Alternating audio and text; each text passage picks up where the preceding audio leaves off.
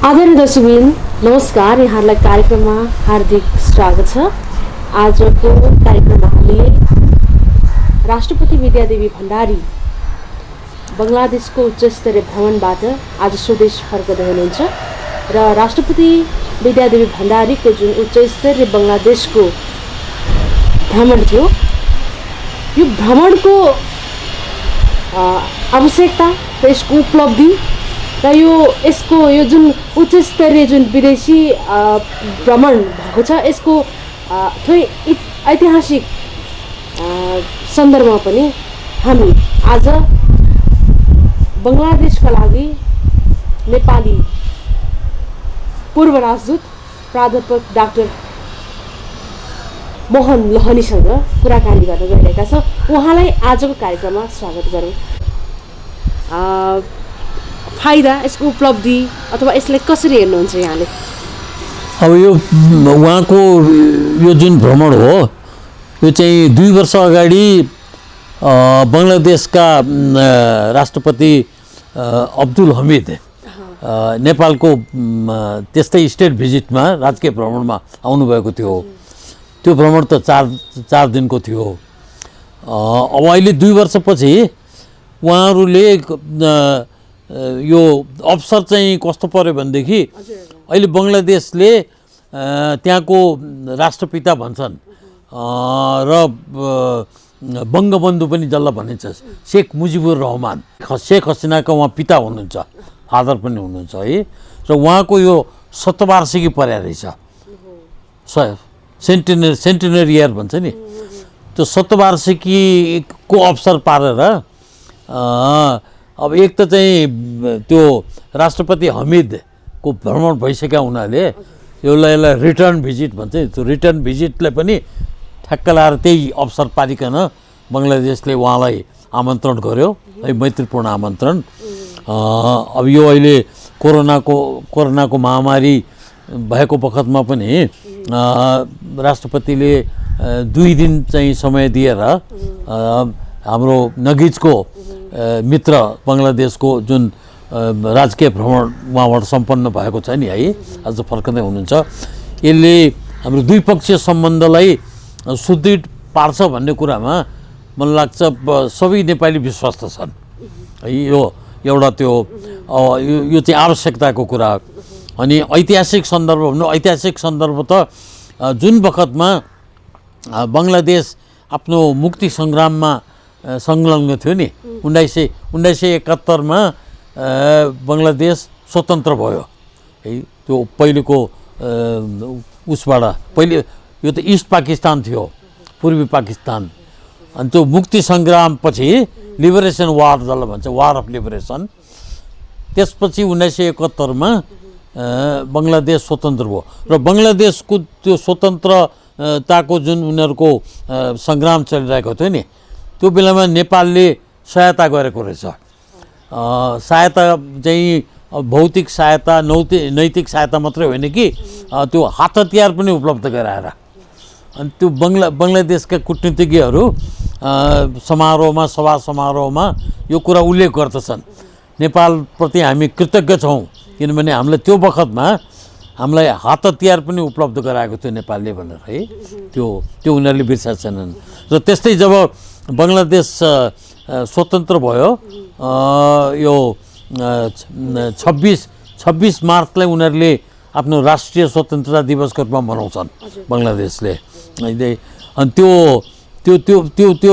के अरे अहिले फेरि संयोग पनि 1971मा भएको, अहिले 2021 भनेको 50 वर्ष स्वर्ण जयन्ती पनि रहेछ। यो दुईवटा भन्नु, एउटा शेख मुजिबुर रहमानको शतवार्षिकी, अर्को चाहिँ नि स्वर्ण जयन्ती, उनीहरूको स्वतन्त्र भएको त्यो 150 वर्ष पुगेको, दुईटा उपलक्ष्य पारेर राष्ट्रपति। र अर्को चाहिँ अब हमिद यहाँ भिजिट गरेर भ्रमण गरेर गइसक्नु भएको राष्ट्रपति हमिद भनेपछि राष्ट्रपति हमिदले त नेपालको राष्ट्रपतिले त बोलाउनै हुनुभयो है। अनि अब एउटा अवसर हेरेर राख्नु भएको थियो, यो अवसर चाहिँ नि यो संयोग जुट्यो, यो अवसर जुट्यो र राष्ट्रपति जानुभएको छ 2 दिनको लागि।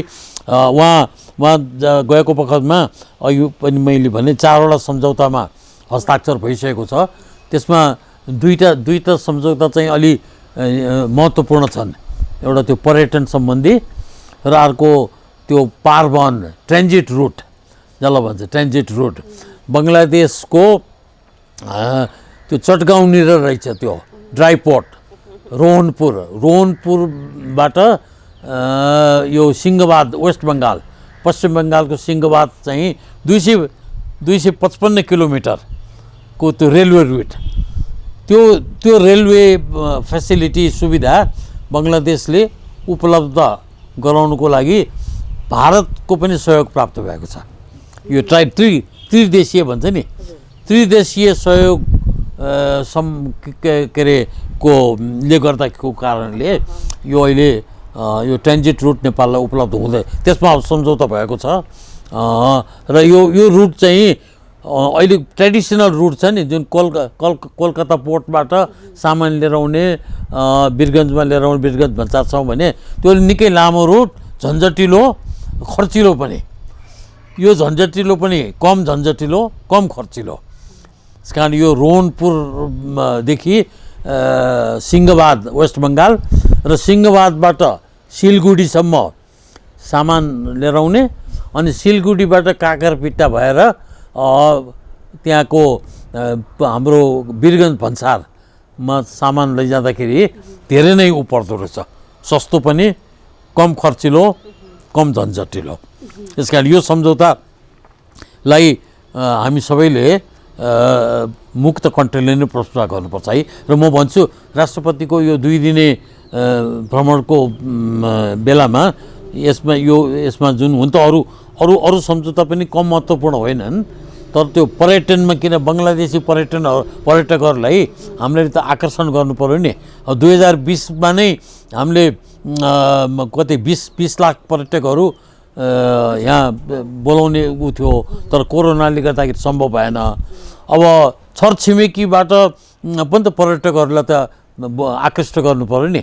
अब त्यो आकर्षण गर्नको लागि अब रुट चाहिँ उपलब्ध भएन भने कि त ल्यान्ड रुट उपलब्ध हुनु पर्यो, कि हवाई मार्ग उपलब्ध हुनु पर्यो, कि रेलवे मार्ग उपलब्ध है। विभिन्न 2-3 वटा मार्गहरू छन्। त्यसमा अब शहीदपुरदेखि विराटनगरसम्म एयरलिङ्क भयो भने त्यो एयरलिङ्कमा त्यो सम्झौता छ। त्यो एयरलिङ्क भयो भने बङ्गलादेशी पर्यटकहरू शहीदपुरबाट विराटनगर आउँछन् अनि कति दिन बस्ने हो है, त्यो उनीहरूले हेर्ने कुराहरू हेरेर अनि त्यही रुटबाट उनीहरू फर्कन्छन्। त्यो पनि एउटा त्यसलाई पनि राम्रो एउटा उपलब्धि नै मान्नुपर्छ त्यो है, यो क्षेत्रमा भएको।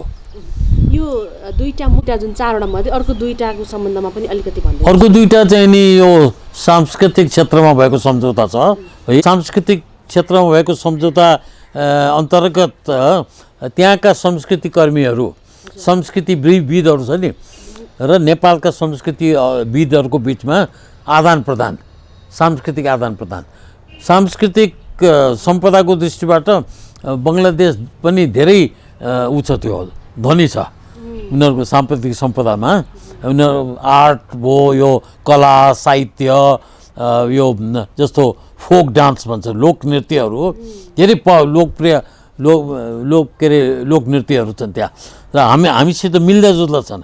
हाम्रो फोक डान्स भयो है, फोक म्युजिक भयो र त्यहाँ तिनीहरूको फोक म्युजिक फोक डान्सको बिचमा धेरै समानता पाइन्छ त्यहाँ। त्यस कारण त्यो क्षेत्रमा पनि संस्कृति कलाको क्षेत्रमा पनि त्यो जुन अहिले सम्झौता भएको छ नि, अब संस्कृति कलाको क्षेत्रमा त यो हाम्रो एकाडेमी नै हो, प्रज्ञा प्रतिष्ठानको कुलपति पनि अहिले जानुभएको छ, राष्ट्रपतिको टोलीमा हुनुहुन्छ है। र पहिले नै पनि एकचोटि सम्झौता भइसकेको छ र बङ्गलादेशको यो शेख मुजिबुर रहमान को उहाँको बायोग्राफी, उहाँको जीवनीलाई प्रज्ञा प्रतिष्ठानले नेपालीमा अनुवाद पनि गरेको छ। त्यो किताब पनि उहाँ लिएर जानुभएको छ है।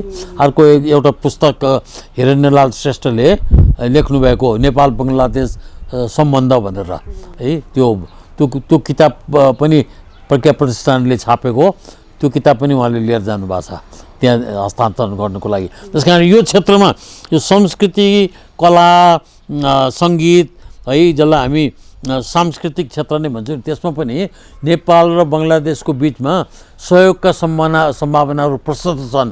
तर अहिलेको सम्झौता 3 वर्षको लागि छ, 2022देखि 2025सम्म मात्रै है। त्यो चाहिँ नि सांस्कृतिक क्षेत्रको उ हो। अनि अर्को चौथो चाहिँ यो कृषि सम्बन्धी छ। बोट बिरुवामा त्यो किरा फटेङ्ग्राहरू लाग्दछ नि है, किरा हो, त्यसलाई चाहिँ त्यसको उपचार गर्नको लागि उनीहरूले त्यो के सेनिटरी के भन्छ टेक्निकल टर्म हो त्यो चाहिँ उपलब्ध गराउने, बङ्गलादेशले उपलब्ध गराउने भनेपछि 4 क्षेत्रमा अहिले सम्झौता भएको छ। त्यो रोहनपुरवाला ट्रान्जिट रुट छ नि, त्यसलाई चाहिँ म व्यक्तिगत रूपमा पनि म त्यसलाई धेरै महत्त्व किन दिन्छु भनेदेखि म भएको बखतमा ल्यान्ड रुट थिएन।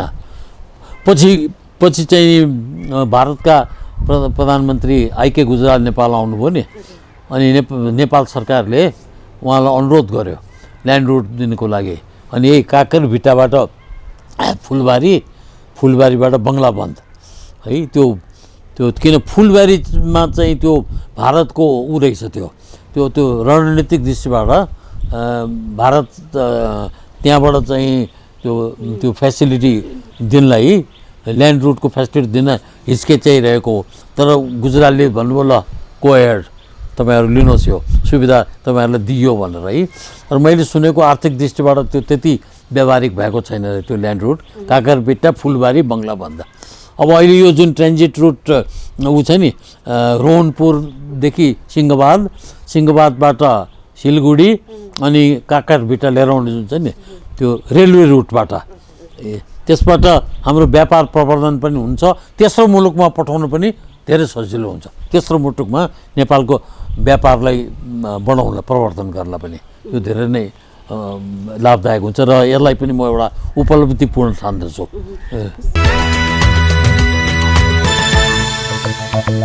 स्रोत जोडिने अब त्यो जो ट्रान्जिट रुटदेखि हजुरले अघि धेरै कुरा गर्नुभयो।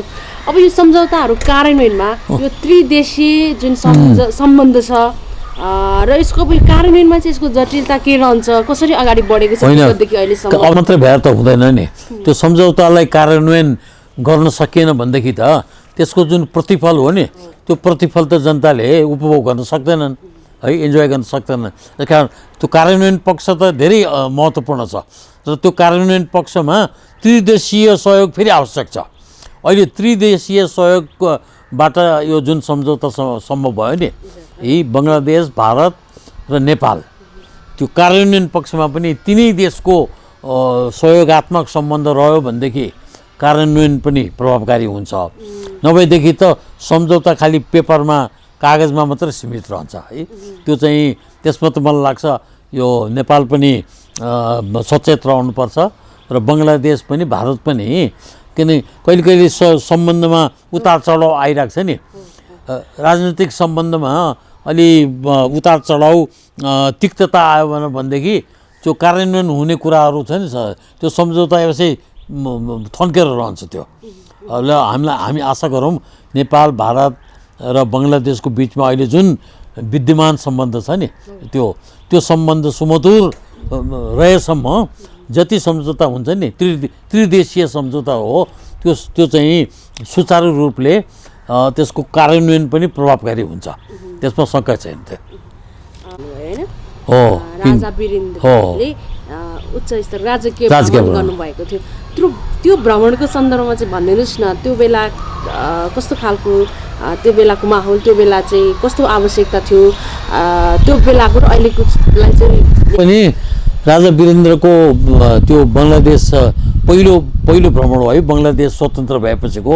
किन 1971मा बङ्गलादेश स्वतन्त्र भयो, कति 78 भनेपछि 7 वर्षपछि त्यो बेलामा पनि यो जोइन्ट इकोनोमिक कमिसन भन्छ नि, नेपाल र बङ्गलादेश बिचको संयुक्त आर्थिक आयोग हो, त्यो उहाँकै त्यो स्टेट भिजिटको बेलामा त्यो कमिसन खडा भयो त्यो है। त्यसले चाहिँ दुई देशको बिचमा आर्थिक सहयोगलाई बढाउने उद्देश्यले त्यो भ्रमणको राजकीय भ्रमणको उपलब्धि त्यही थियो, जोइन्ट इकोनोमिक कमिसनको स्थापना संयुक्त उसमा। त अब अरू त त्यो अब राजनीतिक कुराकानी पोलिटिकल त्यो जुन गुडविल बढाउने हो नि, त्यो कुरा त उच्च स्तरीय भ्रमण भएपछि भइ नै हाल्छ। त्यो मेन त त्यो इकोनोमिक कोअपरेसन सम्बन्धी त्यो एग्रिमेन्ट भयो त्यो जस्तो अब नेपाल र भारतको सम्पूर्ण रह्यो कहाँको नेपाल र बङ्गलादेश र नेपाल बङ्गलादेश र नेपालको सम्बन्ध सुरुदेखि स्वर्ण जयन्ती मनाउँदैछ है। यो 50 वर्षको दौरानमा त्यस्तो खालको सम्बन्ध कहिले तिक्त भएन, अमिलोपन कहिले आएन सम्बन्धमा, सधैँ मैत्रीपूर्ण। उनीहरूले नेपाली विद्यार्थीहरूलाई पढ्ने जुन अध्ययन गर्ने फेसिलिटी दिएको छ नि, त्यो चाहिँ म भएको बखतमा पनि इन्जिनियरिङमा मेडिसिन उसमा यो मेडिसिनमा है, चिकित्सा शास्त्र क्षेत्रमा, कृषिमा उनीहरूले सुविधा दिएका छन् त्यो। र अहिले त्यो सुविधा त प्राइभेट क्षेत्रमा पनि विद्यार्थीहरू गएर सेल्फ फाइनेन्सबाट पढिरहेका छन्। त्यस कारण त्यो टेक्निकल फिल्डमा बङ्गलादेश धेरै नै अगाडि छ प्राविधिक क्षेत्रमा। र त्यसबाट नेपाल लाभान्वित, किन हाम्रो विद्यार्थीहरू त्यहाँ गएर पढिरहेका छन्, किन त्यति महँगो छैन त्यो पढाइ, महँगो पढाइ नभए हुनाले गइरहेका छन् उनीहरू, पढिरहेका छन्। तर त्यो सुविधा त बङ्गलादेशले दिइरहेका छन् त होइन, त्यो शिक्षाको क्षेत्रमा अब अरू त्यो के अरे जुन जोइन्ट भेन्चर हो नि, त्यो जोइन्ट भेन्चर चाहिँ अगाडि बढ्न सकेको छैन।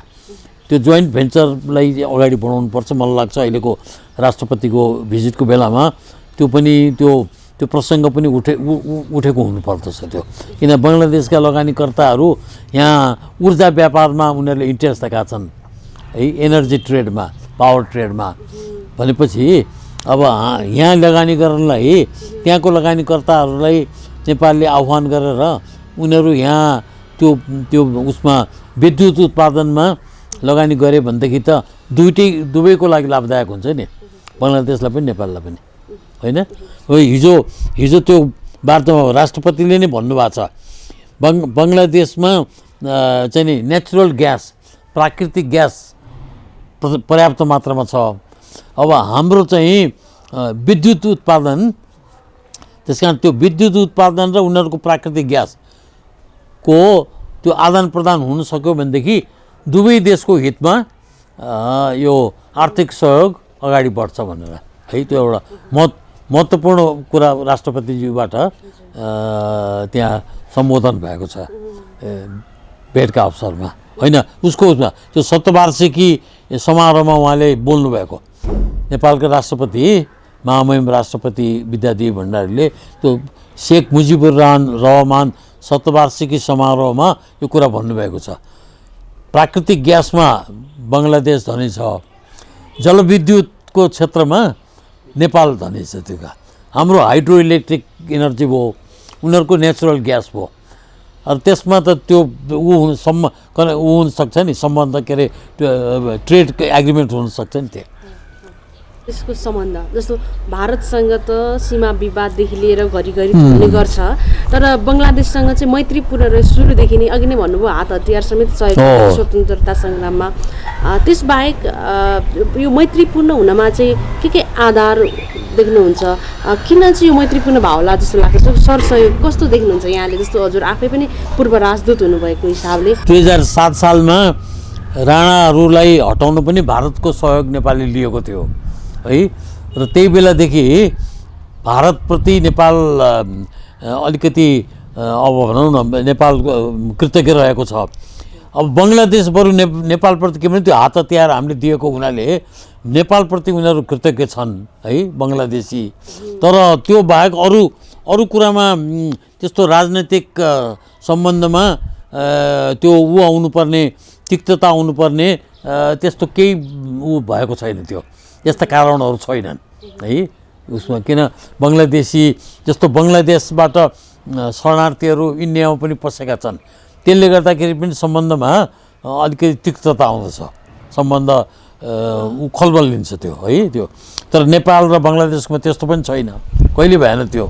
है भनेपछि त्यो सुमधुर त्यो सम्बन्ध 1971 देखि नै अहिलेसम्म त्यो सुमधुर नै रहेको छ। त्यसैले त्यो सम्बन्धलाई अझ सुदृढ बनाउनलाई त्यसलाई विस्तार गर्नको लागि दुवै साइडको नेपालको प्रयास मात्र पुग्दैन, दुवै बङ्गलादेशको प्रयास पनि चाहिन्छ, नेपालको प्रयास पनि चाहिन्छ। दुवै मिलेर त्यो र दुईटैको सम्बन्ध बङ्गलादेशको पनि नेपालको पनि हाम्रो भारतसित बिचबिचमा अलिकति सम्बन्ध कटु भए तापनि भारतसित पनि सम्बन्ध त मैत्रीपूर्णै छ नि होइन, मैत्रीपूर्ण। त्यस कारण नेपाल, भारत, बङ्गलादेश यो त्रिदेशीय सम्बन्ध सुमधुर रहेसम्म सहयोग बढ्दछ पनि र सबैको लागि हामी पारस्परिक लाभ भन्छौँ नि, त्यो म्युचुअल्ली बेनिफिसियल पनि हुन्छ। त्यो अरू परराष्ट्र मन्त्रीको स्तरमा त भएको छ बिचबिचमा है, र मन्त्री स्तरीय भ्रमण पनि भएको छ। तर त्यो हाई लेभल भिजिट, त्यो स्टेट भिजिट हुन्छ नि, हाई लेभल हेड अफ स्टेटको भिजिट चाहिँ अहिले 42 वर्षपछि भएको छ त्यो है। त्यसलाई हामीले महत्त्वपूर्ण ठान्नुपर्छ। त्यो उनीहरूले डिक्टेट गर्नुपर्छ भारतले भन्ने छैन नि, त्यो डिक्टेट त उनीहरू मन पराउँदैन, सहँदैन। हाम्रो आफ्नै स्वतन्त्र अस्तित्व छ, हामी निर्णय आफै गर्न सक्छौँ है भन्ने खालको त्यो जुन राष्ट्रवादी चिन्तन छ नि, त्यो प्रबल छ त्यो। त्यस कारण त्यो मलाई लाग्छ त्यो बङ्गलादेशबाट हामीले त्यो लिन सक्छौँ, सिक्न सक्छौँ त्यो प्रबल राष्ट्रवादी चिन्तन। दर्शकवृन्द, राष्ट्रपति विद्यादेवी भण्डारीले चैत 9 र 10 गते जुन 2 दिने हाई लेभल भिजिट अर्थात् स्टेट भिजिट जुन बङ्गलादेशमा गर्नुभयो र यससँगै स्वदेश फर्कनुभयो र यसले यो उच्च स्तरीय भ्रमणको आवश्यकता, यसको उपलब्धि का सन्दर्भमा पूर्व राजदूत लगायत परराष्ट्रविज्ञ र सरकारवालाहरूले मुक्त कण्ठले प्रशंसा गर्नुभएको छ र नेपाल बङ्गलादेश बिचको यो सम्बन्ध सुधार र यो जुन विगतदेखि नै मैत्रीपूर्ण सम्बन्ध छ यो थप सुदृढ भएर अगाडि बढ्ने र आर्थिक विकासका जुन साझेदारीका गतिविधिहरू छन् यसमा पनि थप सहकार्य नेपाल बङ्गलादेश बिचमा हुने विश्वास पैदा भएको छ। यस खाले आशा अहिले राष्ट्रपति विद्यादेवी भण्डारीको भ्रमणसँगै सबैले गर्नुभएको छ। दर्शकबिन, आजको कार्यक्रममा हामीले राष्ट्रपति विद्यादेवी भण्डारीको यो जुन उच्च स्तरीय भ्रमणको सन्दर्भमा रहेर पूर्व राजदूत जो बङ्गलादेशको लागि नेपाली पूर्व राजदूत हुनुहुन्थ्यो प्राध्यापक डाक्टर मोहन लोहनीसँग कुराकानी गऱ्यौँ। यस्तै विशेष प्रस्तुतिका साथ यहाँहरूसँग हामी पुनः उपस्थित हुनेछौँ नै। आजको लागि भने क्यामेरा पर्सन ध्रुव अधिकारी सहित म सपना थामीलाई बिदा दिनुहोस्। नमस्कार।